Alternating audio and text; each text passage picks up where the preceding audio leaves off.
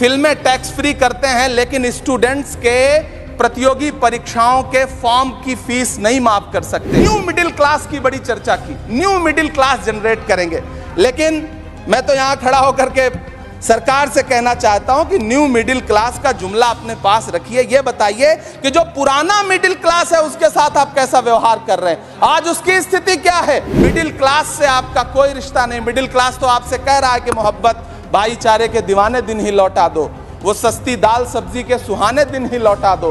ये अच्छे दिन तो अंबानी अडानी को मुबारक हो, हमें ऐसा करो साहब पुराने दिन ही लौटा दो। हेलो गाइस, अस्सलाम वालेकुम। मैं मोहम्मद आदिल लेकर आया हूं फिर से इमरान प्रतापगढ़ी का वायरल वीडियो, जिसमें इमरान प्रतापगढ़ी ने बीजेपी सरकार को खूब अच्छे से घेरा है, जिसमें बैठे हुए सभी राजनेता देखते रह गए। इसमें युवाओं की बात को लेकर के, जीएसटी को लेकर के, कफन के ऊपर जीएसटी लगाने की बात को लेकर के सरकार को झूठी बताया है। तो हम चाहते हैं ये वीडियो आप लोग भी देखें। ये वीडियो बहुत ही अच्छा है, देखने में भी मजा आएगा और सरकार की जो भी कमियां हैं उसको भी सुनने में मजा आएगा। तो हम चाहते हैं ये वीडियो आप लोग भी देखें। तो चलते हैं वीडियो की तरफ।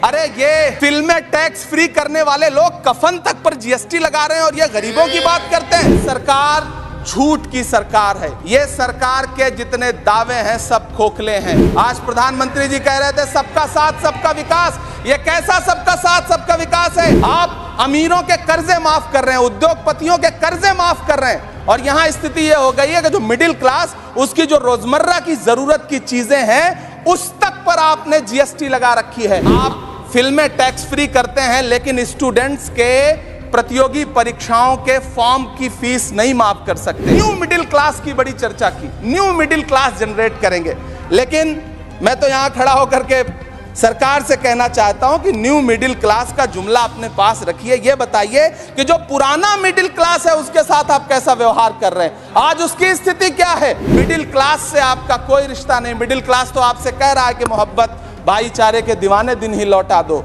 वो सस्ती दाल सब्जी के सुहाने दिन ही लौटा दो। ये अच्छे दिन तो अंबानी अडानी को मुबारक हो, हमें ऐसा करो साहब पुराने दिन ही लौटा दो। वो पुराने दिन जो बहुत अच्छे थे, वो पुराने दिन जहां लोग एक दूसरे से मिलजुल करके रहते थे। पूरा सदन अमृत काल के बजट की चर्चा कर रहा है। मैं तो गरीबों की रोटी और दाल के बजट की चर्चा करूंगा। तुम्हारी फाइलों में गांव का मौसम गुलाबी है, मगर ये आंकड़े झूठे हैं, ये दावा किताबी है। मैं इस बजट को अमीरों का अमीरों के लिए पेश किया गया बजट कहूंगा। इसमें गरीबों के लिए कुछ है ही नहीं। नौकरी मांगने वाले नौजवानों पर लाठियां बरसाने वालों, आपने इस बजट में युवाओं को क्या दिया? आपने पुरानी पेंशन बहाली की मांग करने वालों को क्या दिया? सालों से अपने लिए छत तलाश रहे लोगों को आपने इस बजट में क्या दिया? और फिर आपको पूरी उम्मीद है कि पूरा देश आपके इस पेश किए गए बजट पे लहालोट हो जाए, तालियां पीटे, मंगल गान गाए। कैसे संभव है?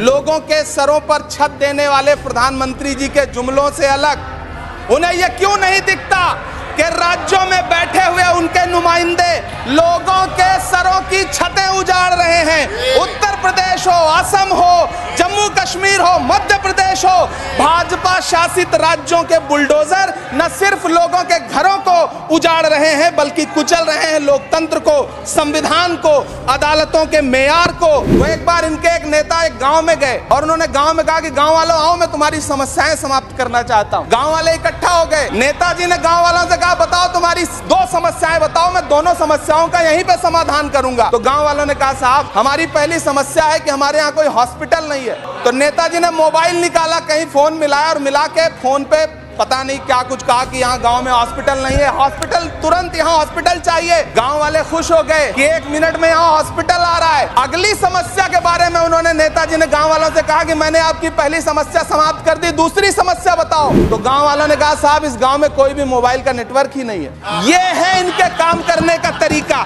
ये है झूठ बोलने का तरीका। झील में पानी बरसता है हमारे देश में, झील में पानी बरसता है हमारे देश में, खेत पानी को घेरते हो, हमारे क्या घेरते हो, जिंदगी का क्या मुद्दे उठाते हो हमारे देश में, माशाल्लाह। दूध महंगा खून सस्ता है हमारे देश में। क्यों हर दिन 31 किसान आत्महत्या करने को मजबूर हैं?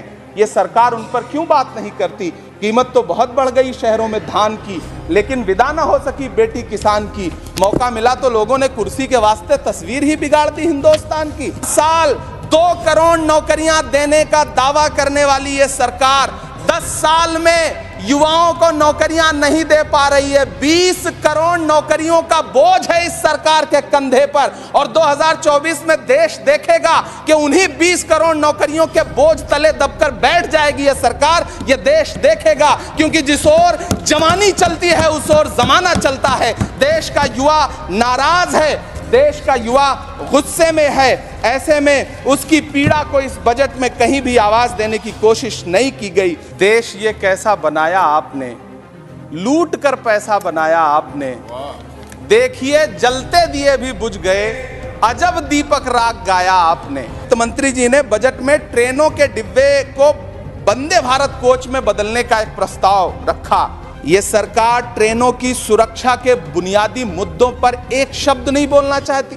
भारत के वीडियो पोस्ट करने वाली ये सरकार कभी भारत की जनरल डिब्बों की, रेलवे के स्लीपर क्लास डिब्बों की वीडियो अगर पोस्ट करे ट्विटर पे तब समझ में आए। दिल्ली आने वाली, मुंबई जाने वाली ट्रेनें देख लीजिए, उनकी हालत देख लीजिए, तो आपको लगेगा कि ये वही ट्रेनें हैं। आज स्थिति ये है कि रेलवे स्टेशन तो छोड़िए, रनवे पर खाना खिला रही हैं आपकी प्राइवेट एयरलाइंस। अभी आपने जुर्माना लगाया है, नोटिस दिया है एक एयरलाइंस को। यह स्थिति आपने करके रख दी है ट्रेनों की, एयरलाइंस की। 10 साल के इनके वायदे हैं, मैं उनके बारे में बात करूंगा।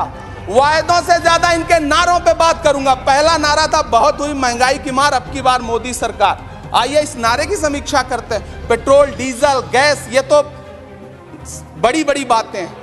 आटा, चावल, दूध, दही, पनीर, छाछ, सब चीज पे जीएसटी। आप कह रहे हैं सबका साथ सबका विकास, आप बात करते हैं बेटी बचाओ बेटी पढ़ाओ। हमारी आंखें हाथरस से लेके, कठुआ से लेकर के और देश की जंतर मंतर की सड़क वो देख रहे हैं, जो हमारी ओलंपिक पदक लाने वाली बेटियों को प्रधानमंत्री की चौखट पे अपना मेडल रख देना पड़ रहा है। इससे शर्मनाक क्या हो सकता है?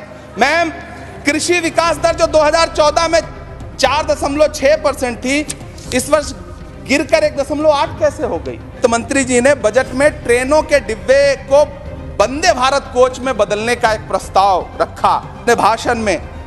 ठीक है, ये सुनने में कानों को बहुत अच्छा लगता है, लेकिन मैम, ये सरकार ट्रेनों की सुरक्षा के बुनियादी मुद्दों पर एक शब्द नहीं बोलना चाहती।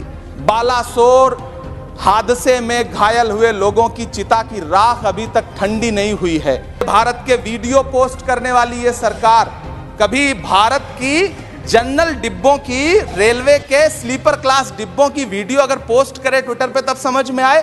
बिहार से, इलाहाबाद से, लखनऊ से दिल्ली आने वाली, मुंबई जाने वाली ट्रेनें देख लीजिए, उनकी हालत देख लीजिए, तो आपको लगेगा कि ये वही ट्रेनें हैं। आज स्थिति ये है कि रेलवे स्टेशन तो छोड़िए, रनवे पर खाना खिला रही हैं आपकी प्राइवेट एयरलाइंस। अभी आपने जुर्माना लगाया है, नोटिस दिया है एक एयरलाइंस को। यह स्थिति आपने करके रख दी है ट्रेनों की, एयरलाइंस की। कागजों पर तो आप कितना भी वंदे भारत और बुलेट ट्रेन सर पर दौड़ा लीजिए, लेकिन असल में भारत की ट्रेनों की डिब्बों की सवारियों की हालत देखने लायक है। अगर दोस्तों कैसी लगी ये वीडियो?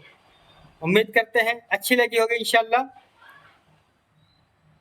तो प्लीज हमारे इस चैनल को लाइक करो और सब्सक्राइब करो। अगर कोई भी पार्ट, इसमें कोई भी बात आप लोगों को अच्छी लगी है तो प्लीज कमेंट में राय अपनी जरूर दें, ताकि आने वाली हम इमरान प्रतापगढ़ी की वीडियो आप तक शेयर कर सकें। तो मिलते हैं फिर अगली वीडियो में इंशाल्लाह। अस्सलाम वालेकुम।